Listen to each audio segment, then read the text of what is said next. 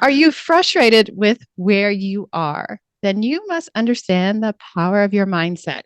Your mind is a powerful thing. And that is exactly what we'll be discussing with today with Frank Sinclair and the mindset shift he made to get himself from homeless to an honorary doctorate and speaking on stage. Listen and take notes because this conversation can quite literally change your life. So, hi, everyone, and welcome to Impact You, the podcast where we share real transformative stories that will educate, inform, and inspire you. Thank you for joining us today. I'm feeling quite excited for this show because we have Frank Sinclair. And I met him a while ago, a few years ago. And when he told me his story, it is quite remarkable. So he transformed his life where it is unrecognizable. So you guys are going to want to hear his story. So if you want to shift and transform your life, you definitely need to hear this. But before we get into the nitty gritty, we have a few upcoming events we have to share. I had to make sure my mic's on. We have some few upcoming events that we want to share. We have Manifesting Made Basic AF, the workshop, which will be happening October 20th. And that is my workshop. And we have 16 spots left for that workshop. And we have our big Impact Speaks Thriving a Different Way with Dr. Temple Grandin. That will be happening February 11th, 2023. And early bird tickets drop this Friday, September 16th, for that event. And we are limiting the first early bird tickets to the first 100 people. So trust me, you will definitely want to take advantage of that. If you've been living under a rock and you do not know who Dr. Temple Grandin is, she's an international speaker and author on both autism and animal behavior. If you ever dealt with any challenges, whether it be personal or developmental in life, you will definitely want to be a part of this event. So you won't want to miss her impact story. So head over to impactyouSpeaks.com for more. So today, Mr. Frank Sinclair, we have Mr. Frank Sinclair in the house, and I'm so excited for this. Like I said earlier, like your story is so powerful. So I'm really excited to have you here and let's talk about it. The mindset shift that took you from being homeless and getting an honorary doctorate and speaking on stage. Now I want to go back to when you were homeless or what got you there actually. I'm interested to know that story. A mindset got me there. It's interesting that your show would highlight mindset because, like you, I believe that the most powerful transformations come when our mind changes. And if your mind don't change, typically nothing else will either. I was born in segregation. We're born in the South in North Carolina. First 8 years of school was segregation. So I had instilled in me a spirit of being less than. I felt like we were Mm, less than just simply by living because of the color of yeah. our skin and etc. My parents were sharecroppers. We worked in the tobacco fields, the cotton fields, those things. My parents only finished sixth and eighth grade, respectively. So that was the beginning of a mindset that says, you know what, you're on this earth. You simply weren't put here to experience all the good things that other people do. You're less than they are. And Did you that's you truly felt so you truly felt that way? truly, absolutely, I felt that way. There's still people in the community that I come from that feel that way still. Wow. My grandmother called every white person sir and ma'am until she died at 83. That was simply the Wow. backdrop of her upbringing. Hmm. Yeah.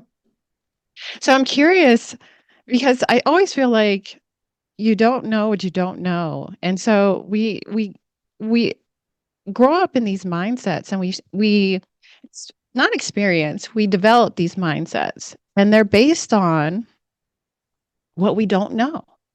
Like we Yes. think that this is how the world works, this is how everything operates. And so that's how you grew up and you found yourself homeless at a point in your life. You were still so that was the mindset of like, this is I belong here? Is that what you're saying? Is that I belong in this like in the States. environment Well, or yeah, yeah. Well, it was partly, I had to, when I went through some other, I was 26 years old when I became homeless. Right. okay. So I was a good student in school, growing up in high school. I didn't fit in the black community. I didn't fit in the white community. I was 4 feet 10 inches tall when I was a sophomore in high school. And you can Mm. laugh. I've already gone through therapy, so it's okay. Oh, nah.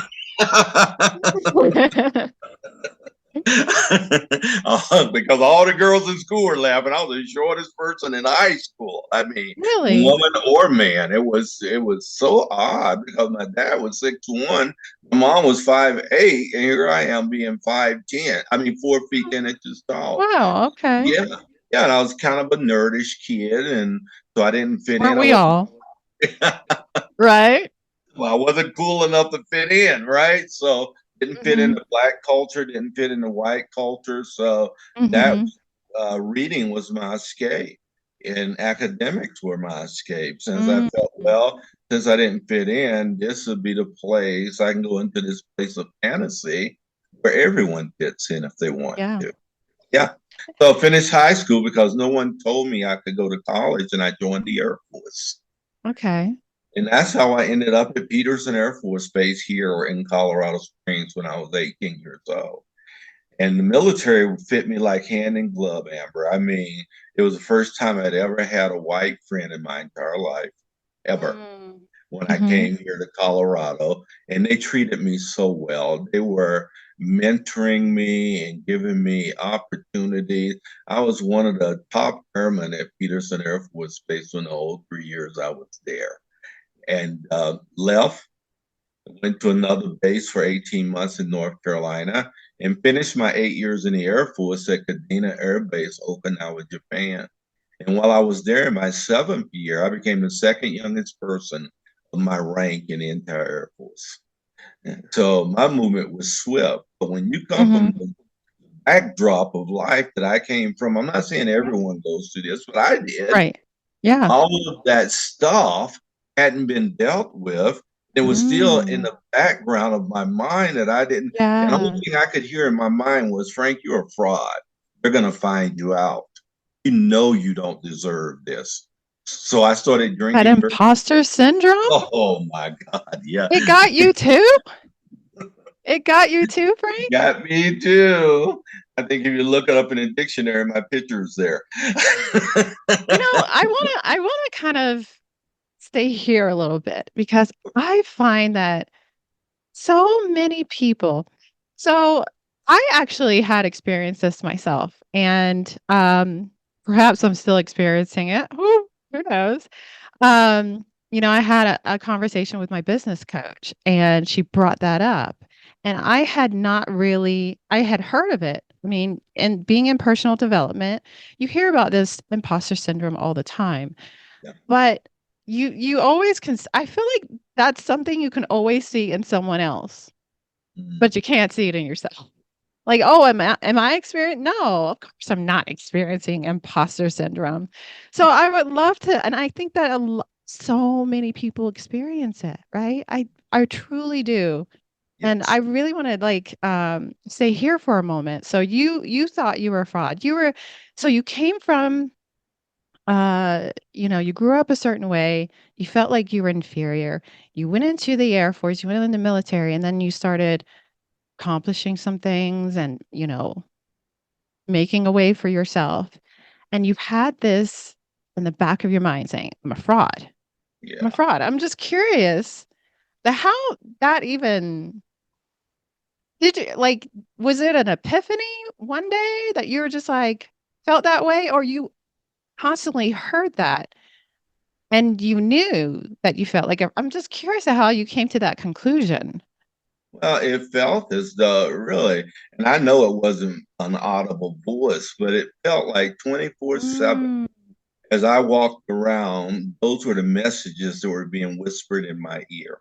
No one was mm, telling me that. I was uh-huh. celebrating, but I couldn't Yeah. reconcile my upbringing. I couldn't reconcile the the whole space of feeling less than, and now suddenly Mm. I'm at this pinnacle of life, and Yeah. people are looking at me in ways that just did not fit with my interior self. Right? Yeah. Yeah. So these voices, they were just as real as me talking to you right now. Every day, Frank, you're fraud. We're gonna find you out, man. It's just a matter of time. It really is. You know it. Hmm. I know it. You don't deserve this. You shouldn't be here. Who do you think you are anyway? And those are the messaging that I was hearing constantly in my mind. So I started drinking very heavily to try to stop the voices. Because way Wow. back Okay. then, there really weren't programs to help. No one called it imposter syndrome I back know, right? then. That's the newfangled stuff. Like now it's got a whole term and everything, right? They got books. They got Yeah, books on it. yeah, yeah. Now there's all kind of information that really Hmm. informs and helps Yeah. people to walk through that.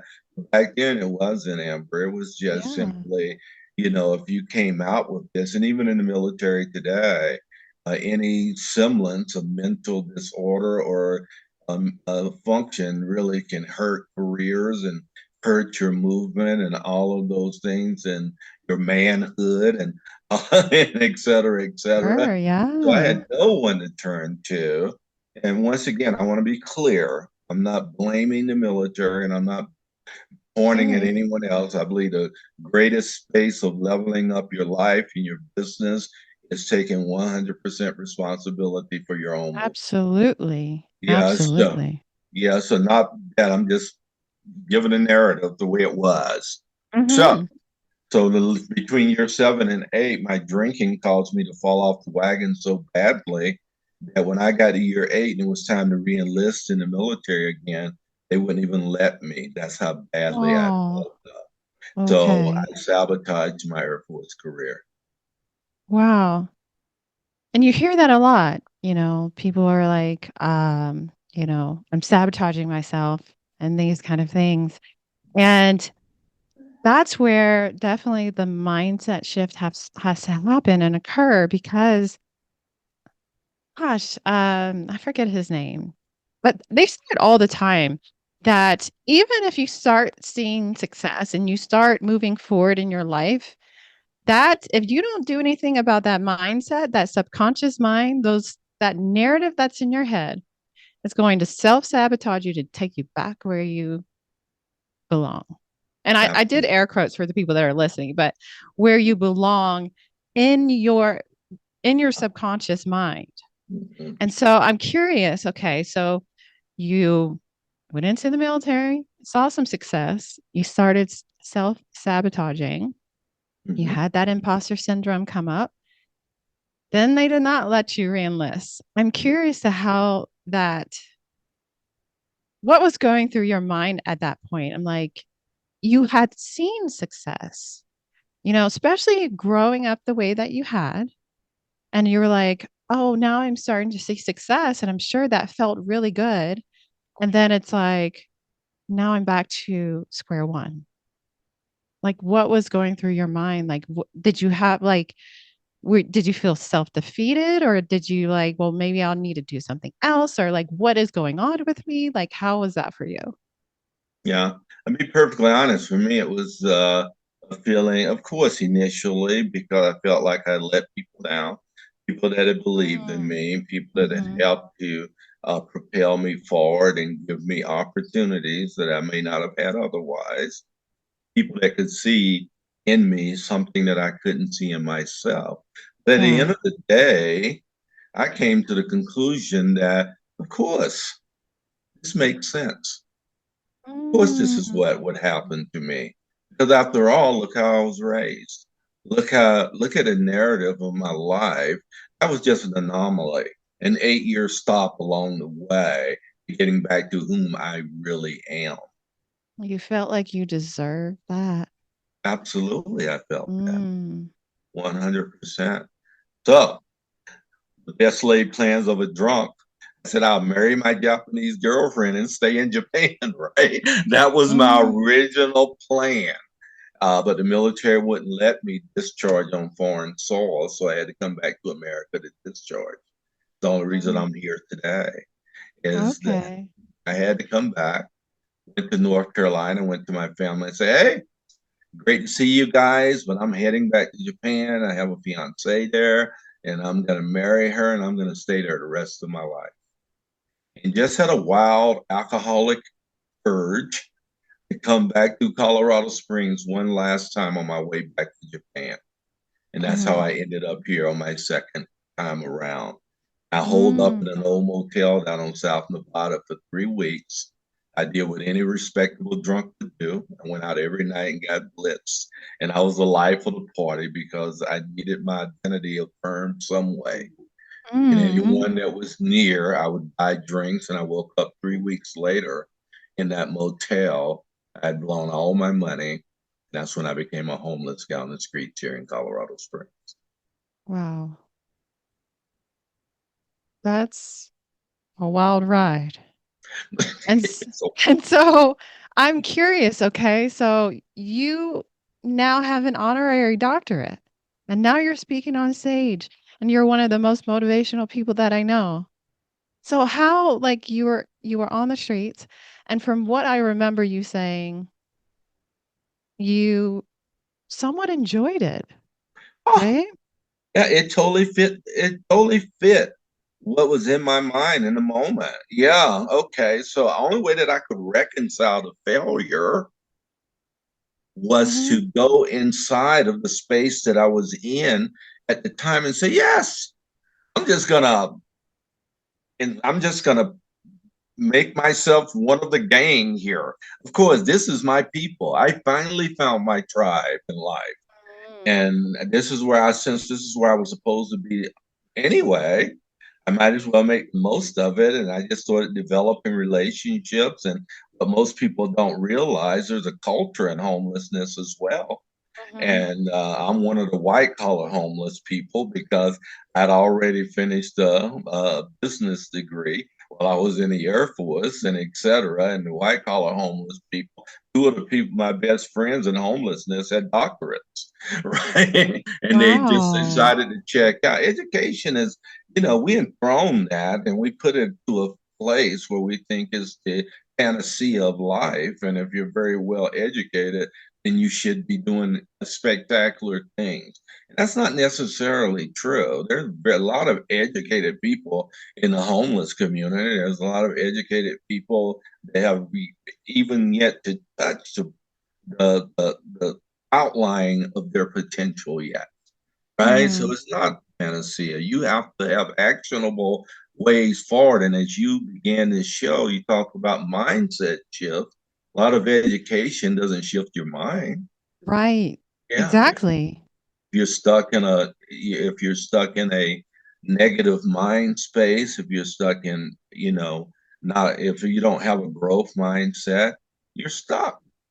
So I Mhm. just integrated myself in and I became a leader in the homeless community.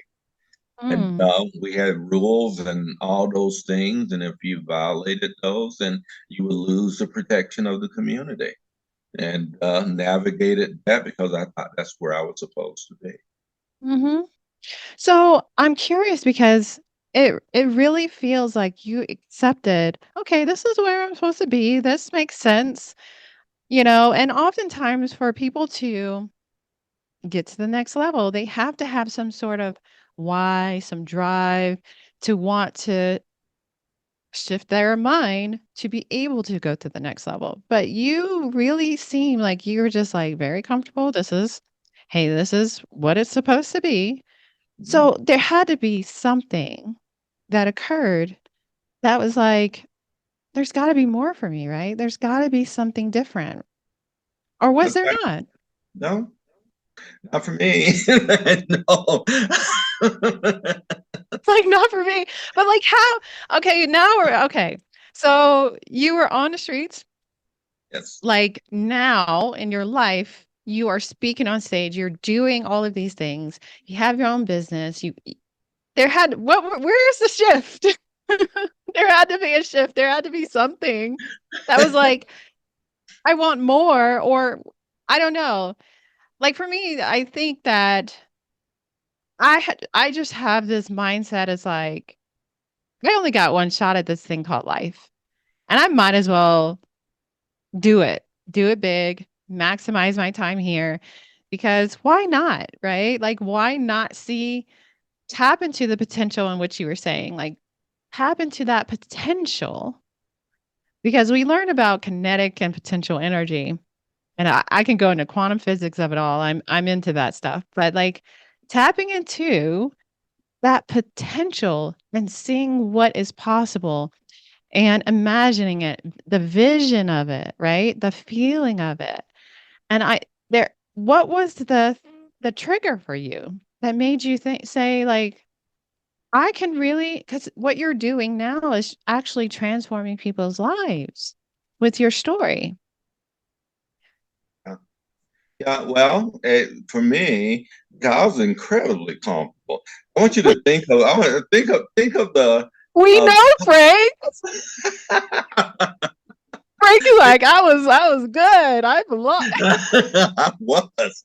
I was incredibly comfortable. No mortgage, no insurance, no bills. I mean, Uh, to walk across the street over to Marriott House and eat every day, go back and catch some Z's during the day underneath the bush, hang out at night with the gang, smoke a few doobies, chill out, do your thing, walk back and forth, no responsibility, et cetera, et cetera. And I was going, yeah, this works for me. Until one day, one human walked through the park and I'm sitting under my usual space, underneath the bush, sunning and funning. And he, who had noticed me over time, this was about 6 months into my homelessness, and he stopped by and actually asked me to tell my story to him. He mm, walked up and said, "You know what? I've noticed you over time. I walk through the park every day. I was on my way to work. And how did you get here, dude? You just don't strike me as a typical homeless guy, And I know I'm kind of stereotyping humans here, but there's something different about you. And I want to know, who are you?" And I mm, proceeded to tell my story to him. And he says, "You know what? If you want to, you can come home with me." okay. That was Mm. the change that made the difference in my life because someone would look beyond the obvious into a possibility. Oh, And wow. I was a possibility to this man. Yeah. Yeah. That And was the I good. bet that was like so life-changing, especially, you know, a huge part of your story is based off of the color of your skin. And someone was able to see past that for you Yes. and Yeah. see the potential in you and not judging you for how Where I you looked. was. Yes. Yeah. Okay. Yeah. Yeah. Yeah, and that happened, man. It was just like a light bulb going on. Wow. It's so weird because 39 years later, this guy and I are still friends. He still lives here in Colorado Springs. Wow. Amazing. Yeah, we still communicate. And Hmm. he had never done that before. I don't think he's ever done it since. But he Hmm. felt compelled in this time and Yeah. space for the sake of me to reach out and give me an opportunity. The Yeah. next week I was working, and 3 weeks later I was in my own apartment, and life changed for me. Wow. That's so powerful because it's almost like, okay, someone, and let's just say perhaps, being on the streets, being homeless was the lowest point of your life.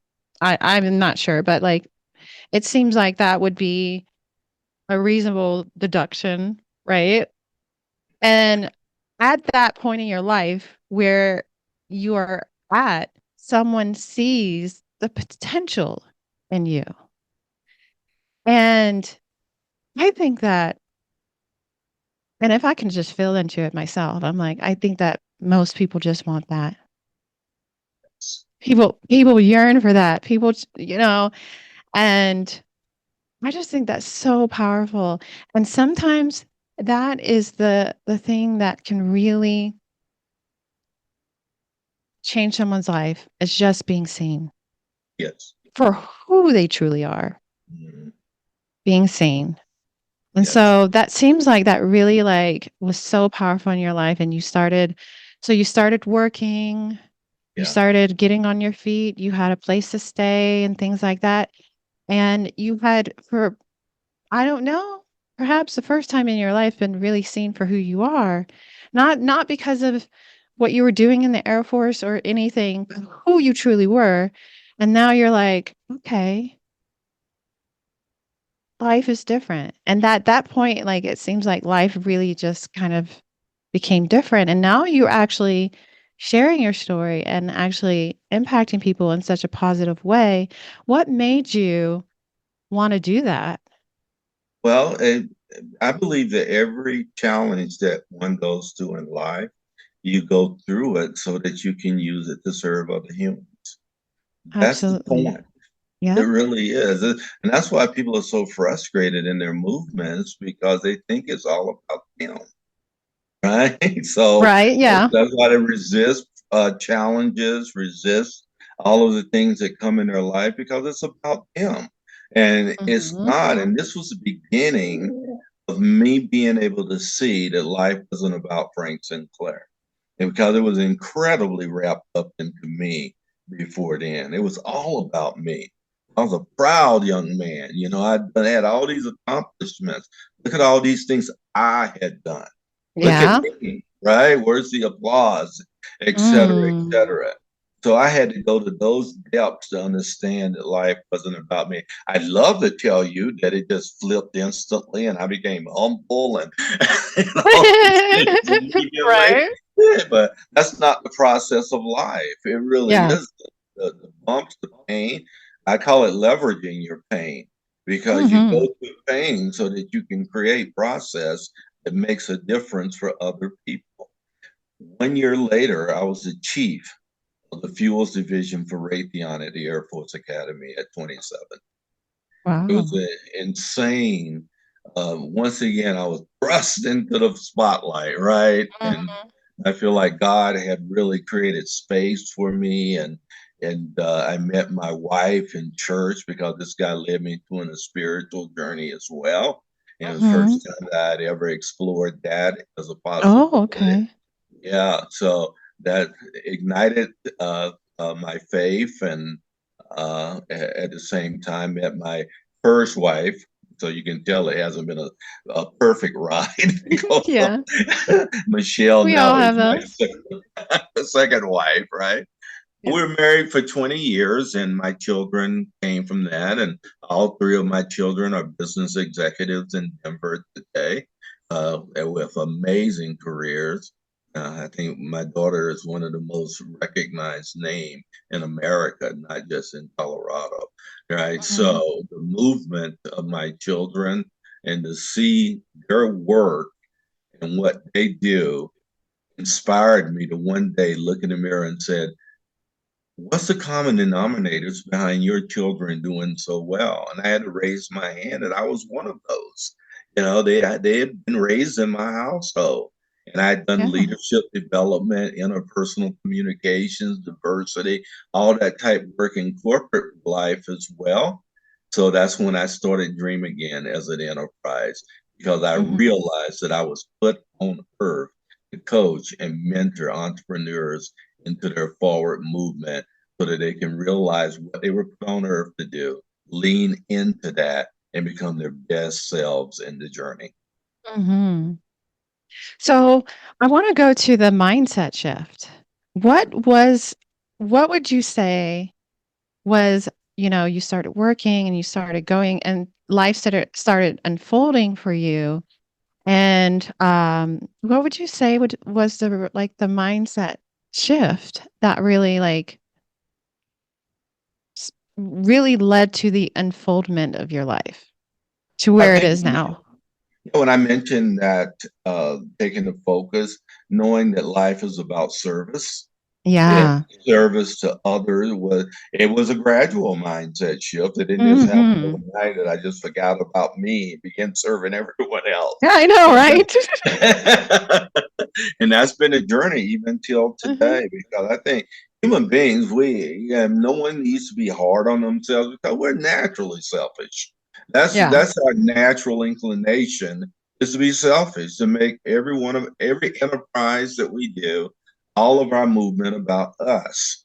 And that's the biggest mindset shift that's happened to Frank Sinclair. And I realize when I can help another human move forward, that I'm accomplishing my purpose on earth. Yeah. And I thought it was very powerful when you said, um, life is about service and the resistant of life. And if you really shift that, and I think that was really powerful what you said, and realize, and this is what a lot of people say is that life is happening for you and not to you. That Yes. you realize that this is just part of my journey. This is part of my evolution. And so instead of it being like, oh, I can't believe that life is doing this to me and I can't believe this happened, you kind of take a step back. You move through life one more relaxed. And you're like, okay, so this is happening. What is the lesson? What can I learn from this? And how can and especially if you know that your life is about service, it's like, okay, this is teaching me something for something else, and it's going to lead me to something else, and it's going to help me in inspiring other people with my story. And I always said, so I was going through a really challenging time. I was a single mom at the time, and I remember I was laying on the floor of my I don't even remember where I was, but I was laying on the floor and I just thought to myself, I'm like, this is really hard right now, but I know this is going to be part of my story. And and just like you bless people with your story and how it's so encouraging to other people and it gives them hope. And I think that we downplay the power of hope. Mm. I think that it's so, so powerful. And this is the point of this podcast is to give people hope. See the Yes. transformation. 'Cause I know when I was going through some dark times, I kept listening to people's stories. I'm like, okay, it's giving me hope. Keep going, Amber. And so I think that that's really important is to really see your life as service and then it allows you to be more an observer of life and not so like why is this happening to me being in victim and then being like okay this is going to be part of my story and it's going to be so impactful no pun intended impactful to someone else. Yes. Yeah. Yes. I couldn't have said it better, young lady. Yeah. Yeah, So you're powerful exactly like right. it's interesting because we met a few years ago. Gosh, how long ago? Three, Five or is it 4 years 3? ago, I believe? Three or Yeah, four. something like Yeah. that, right? Yeah.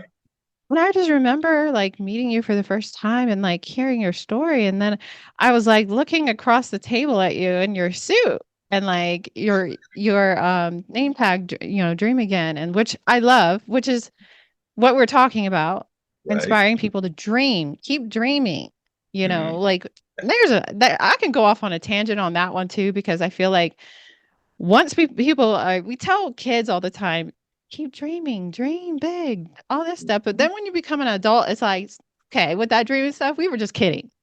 We Yeah. were kidding with the dreaming stuff.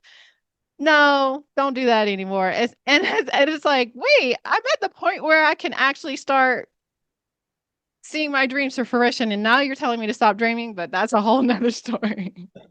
But I think that's so powerful. I went off on a tangent, but I think that's so powerful with your branding and your business and things like that is to keep dreaming. There's so much power because that vision, that dream, Mm. especially during dark times, is going to keep you moving forward. I'm about to Yes. start preaching, right? You're exactly right. Yeah, we all need to dream again and again and again because the dreams fade, and it's very easy for Yeah. especially living in dark times and dark culture where everyone is looking for a reason to quelch your dreams instead of helping you lift you up in those. That Hmm. is it's a difficult to navigate. I can't even imagine what my grandkids and kids are having to deal with as far as trying to establish dream. One of the craziest things that you hear in life is you can be anything you want to be. That's just simply not true because you were designed to be a specific thing. Our Yeah. job and every human's job is to find out what specifically we were put on this earth to do, what we were designed to do, because that's where energies arrive from. Nobody's energized to do things that they weren't designed to do, right? So Mm. you can't be Yeah. anything you were supposed to be, you want to be. You're going to need to be the thing that you were designed to be. When you find that, Oh, everything changes in your life. that's so powerful. Yes. I never thought of it that way, but that's so true. Yeah. Yes. And like I think too, we have to give ourselves permission to explore that Yes. because you don't know like what the potential is. You don't know what you're designed to do unless you explore and actually tap in and like, you know what I mean? Like Yeah. um I'm not sure what I'm trying to say here, but like just exploring. And we also look at that as something that, wait, you should know by the time you're 18. So when you go to college, exactly what you're going to do. And you know what I mean? Like you should have it all together. You should have it all together. And I think part of life is not so, and they say this all the time. It's not so much about the destination, but it's about the journey and who you become in all of this, and that dream that's pulling you forward, and how it's pulling you forward to explore, to try new things, and actually develop the skills.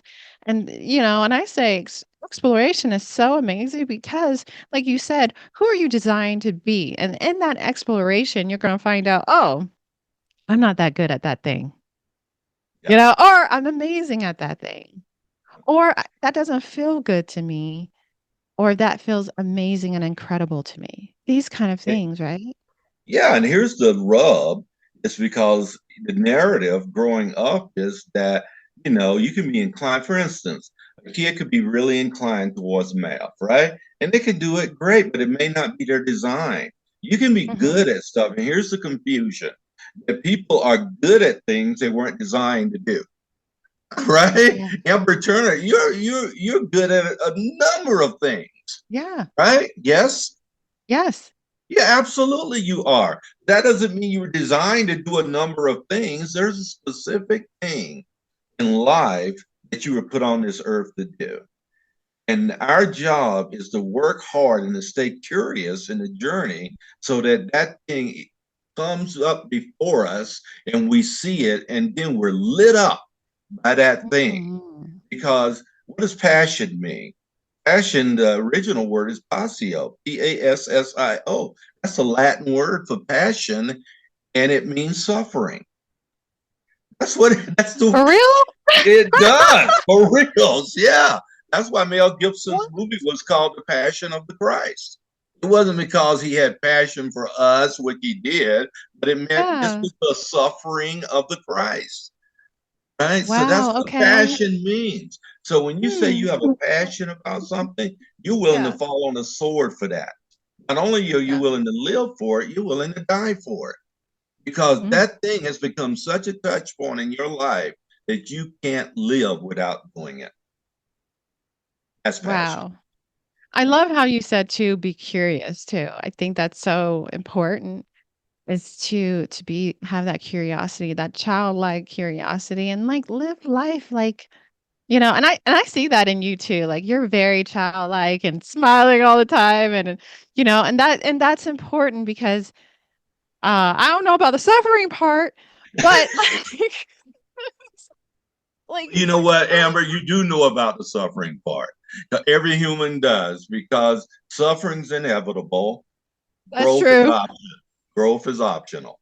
So you can stay Ooh, in that suffering, you know, or you can go round and round and come back to it over and over again. yeah. If there's a specific thing that you were designed and put on earth to do, those bumps and challenges will come back over and over till you get the lesson that you need to learn Mm-hmm. from them and be able to serve in that space. Ain't that the truth? Yep. That is the truth. That's one thing that I've really experienced as of recently, the cycle of it coming back around. And I'm like, again? For real? Do we need to do it? I need the lesson again. You didn't extract from what you needed to learn from that lesson. I So guess not. We coming back around again.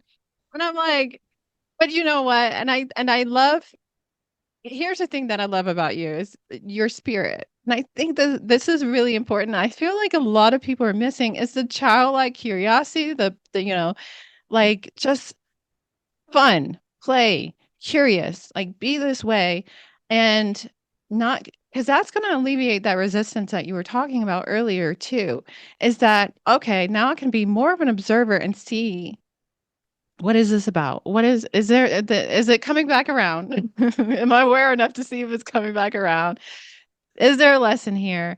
And how can I help others and be of service to others with my story and these kind of things? And I just love that. I love all of it. I love it.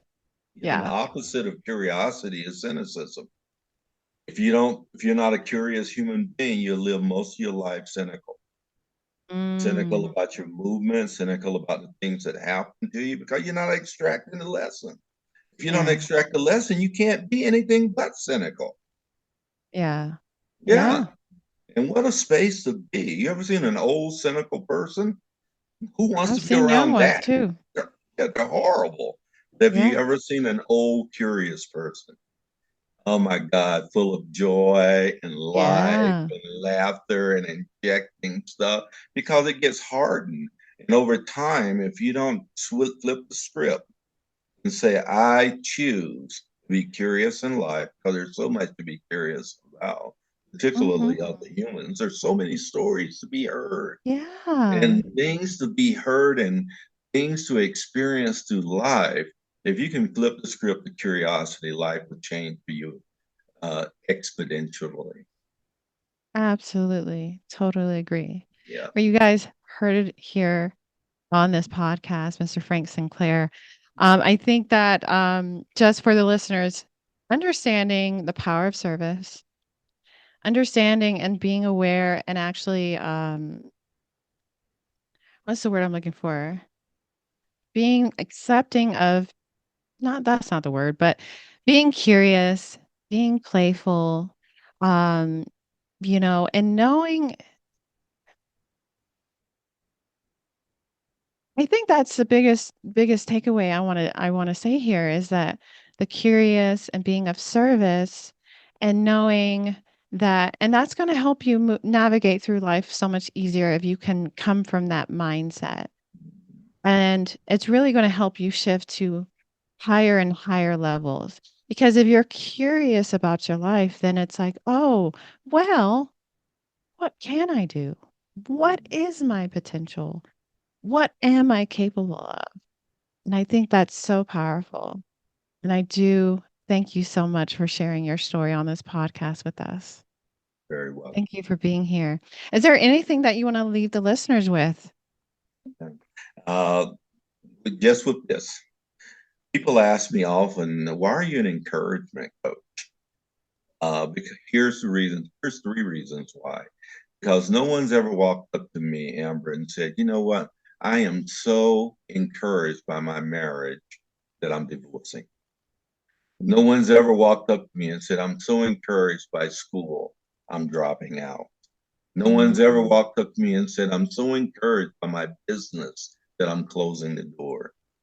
Encouragement is the touch point. And as Amber said earlier, I teach a course called a hope quotient because hope, I don't care how smart you are, I don't care how emotionally viable you are, unless you have hope at the foundation of life, you'll never move to the levels that you were intended to be.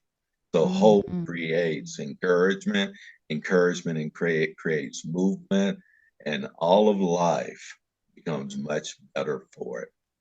And I thank you, Amber, for letting me be here. Yes, incredible. Yes, so thank you so much for listening today and taking a moment out of your day to spend it with us.